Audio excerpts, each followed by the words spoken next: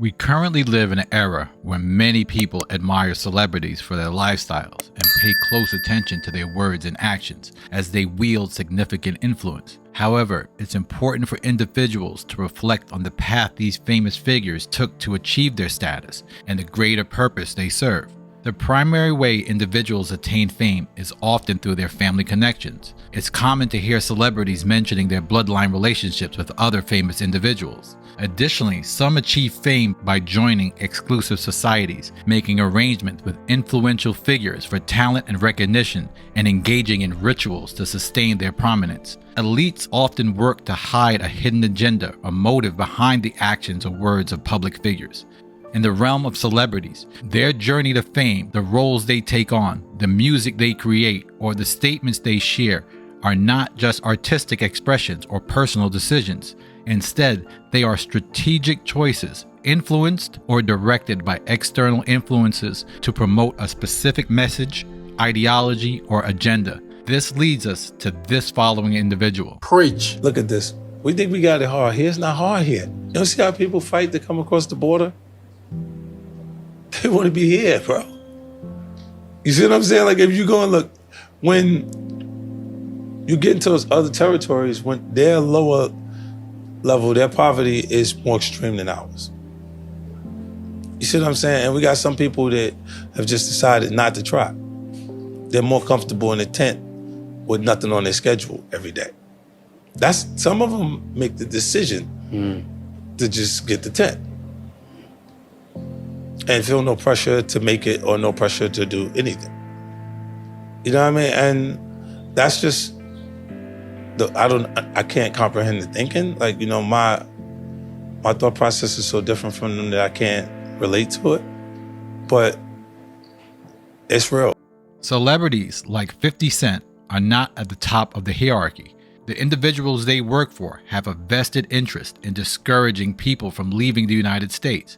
As a celebrity, 50 Cent is aware that the system is biased. He achieved wealth through collaborations, although he encourages the belief that individual effort alone can change one's circumstances. He recognizes that homelessness is not a choice. His primary objective is to dissuade people from emigrating from the United States. But since 2012, there has been a significant emigration from the United States. Last year, over 600,000 people left New York and California. The Northeast and West Coasts of the United States were once the most sought-after locations to live in the entire country.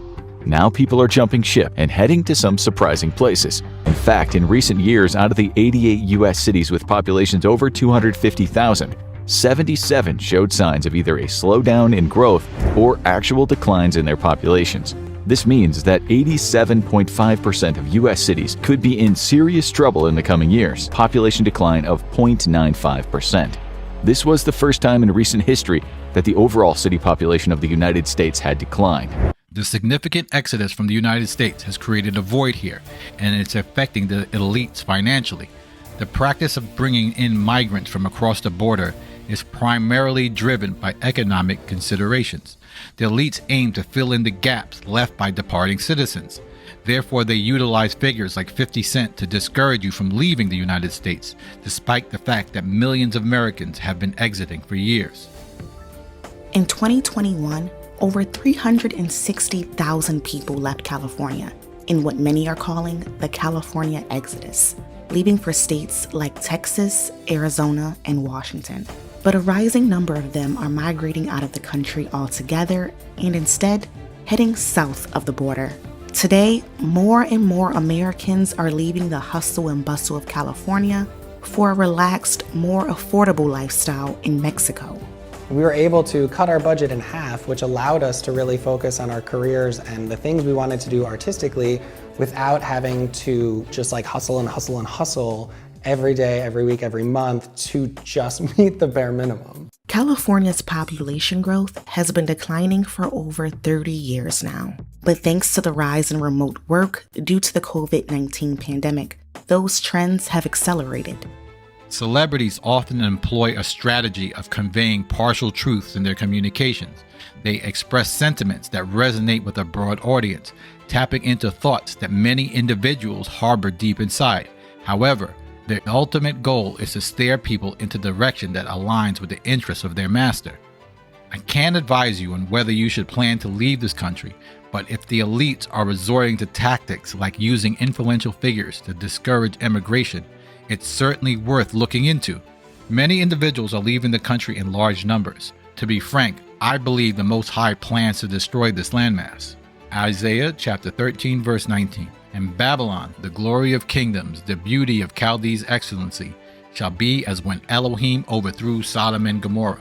This landmass was created by the Most High, but its original purpose was not for human habitation. In the end, the Most High will return it to that original purpose. Verse 20. It shall be inhabited, neither shall it be dwelt in from generation to generation. Neither shall the Arabian pitch tent there, neither shall the shepherds make their fold there. The wild beasts of the desert shall lie there, and their houses shall be full of doleful creatures, and owls shall dwell there, and satyrs shall dance there. And the wild beasts of the island shall cry in the desolate houses, and dragons in their pleasant places. And her time is near to come, and her days shall not be prolonged. So if the Most High plans to empty out this landmass and make it void of people, it would make sense to leave. I understand that the Highest can save anyone from anywhere, but it's worth thinking about. Why did Lot have to leave before the Most High destroyed Sodom and Gomorrah? Genesis chapter 19 verse 12.